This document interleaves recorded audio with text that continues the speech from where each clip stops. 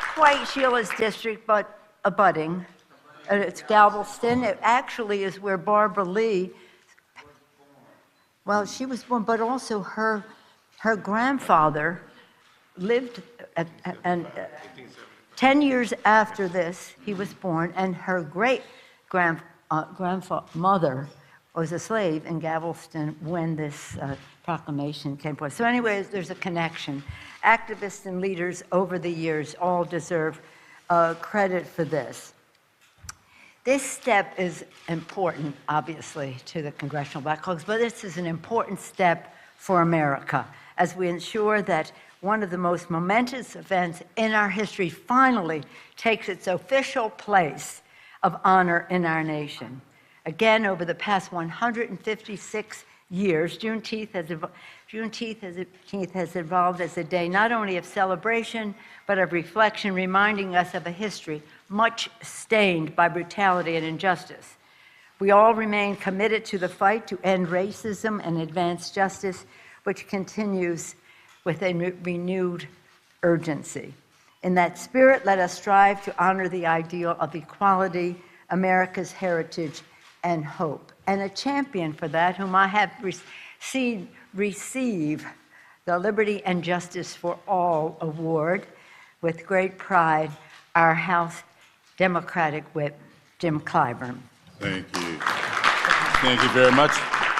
Thank you. Thank you, Madam Speaker, and thanks to all my colleagues for just a tremendous effort on behalf of an issue that has taken more than a century and a half. I, on yesterday, told the story of Philip Reed. Philip Reed was born a slave in South Carolina, and he was bought and brought to Washington, D.C. To work in a foundry. And he worked in that foundry that was the foundry that shaped, mold, if you please, Lady Liberty that's on top of this building. And all of us know that this great building was built on the backs of slaves. But few people know that all of the learned people that worked on this, all of the scientists and the architects, the ones who got Lady Liberty into form, for some strange reason, they could not get it on top of this building. They struggled out on these grounds to get it up there. Philip Reed, unlearned, came to the rescue. And it was Philip Reed who knew geometry. He could not read, but he knew geometry. And he got the method of getting that Lady Liberty on top of this building. That's the story. That's the story that Juneteenth is all about. It's a story that needs to be told because we need to learn to communicate with each other. Juneteenth came about because of a lack of communication.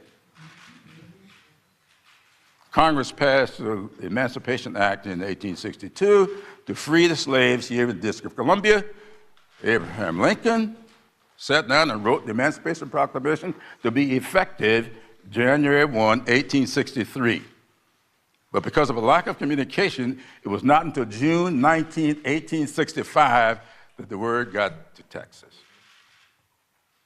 If we learn, as I said yesterday, the art and value of communication, we will save a whole lot of hardship for the American people. Congratulations, my colleagues. What you've done here today caps the long term.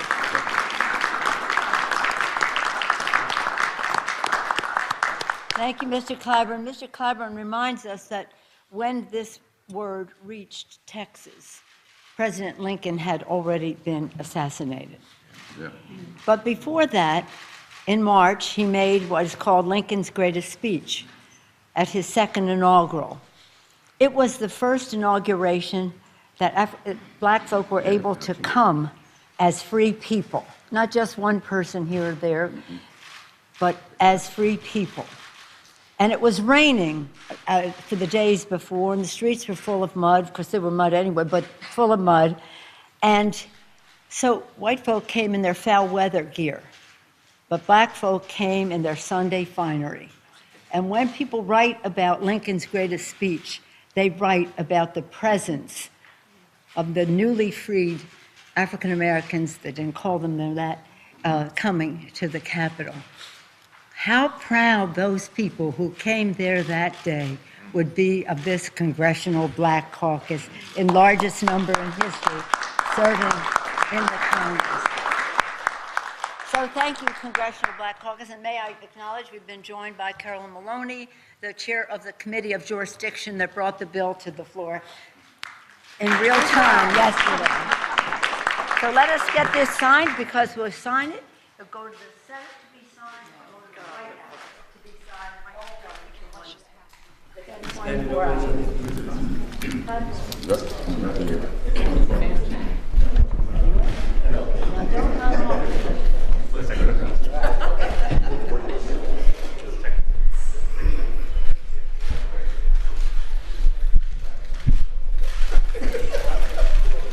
Now I'm going to yield to Mr. Butterfield. Yes. Okay. I'm just looking at the microphone.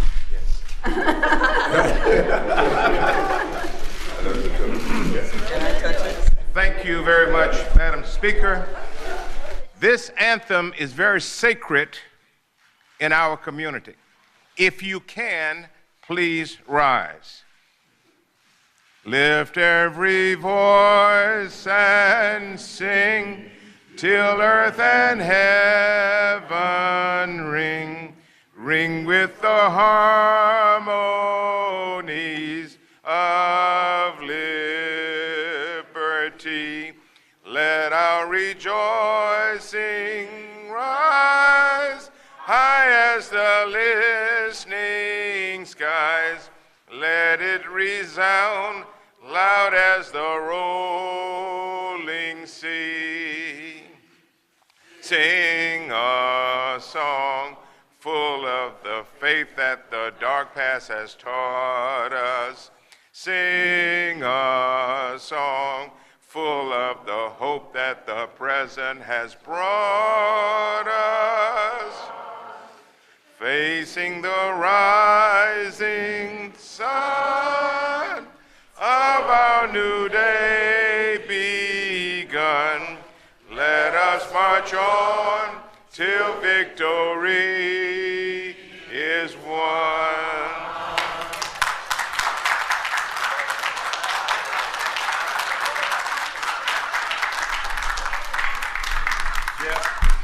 Let me thank all of you for being here today. The song you just heard in response to this great piece of legislation is a song that's been around for a long, long time, and it's been made official back in the 1930s. It became the NAACP's official hymn. And for some time now, James Forbes, the former rector of Riverside Church and the brother-in-law of Ed Towns, has been working on trying to get the country to accept this song as our national hymn, not anthem. We got one national anthem. We need a national hymn. And next month, he and I are going to be doing a month-long broadcast on why Lift Every Voice and Sing, that was first sung on Abraham Lincoln's birthday in Jacksonville, Florida, over 100 years ago. Written by James Weldon Johnson and put to music by his brother, John Roseman Johnson. I attended James Weldon Johnson School. And you attended that school. Yes, James Weldon Johnson. But you didn't learn how to write poetry. Pretty soon, we're going to get a South Carolina connection. Yeah, we're working on it. We're working on it. Jacksonville, Florida is not too far away.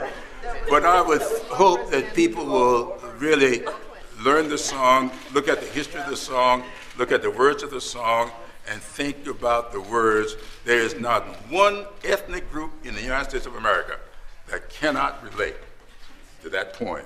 As it's written.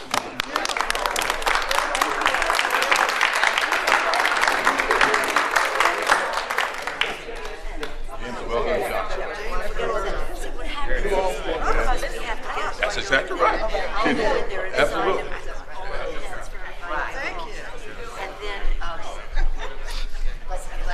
On the one here, I'm going to run real stick out of the words of the other thank two. you. Great job. That's it, 4 years. But you know what? And what's Sanford, we were looking for you to sing. Yeah. You're streaming news now from Fox. We just witnessed a historic moment there in the Rayburn Room on Capitol Hill. Speaker of the House Nancy Pelosi holding a bill enrollment gathering with the lawmakers for S-475, which is the Juneteenth National Independence Day Act. Both the Senate and the House voted to pass a bill which would make Juneteenth, the day slavery ended in the United States, a federal holiday. President Biden is expected to sign it into law soon. Right now, Juneteenth is observed on Saturday, June 19th. You're streaming news now from Fox. We'll return right after this break.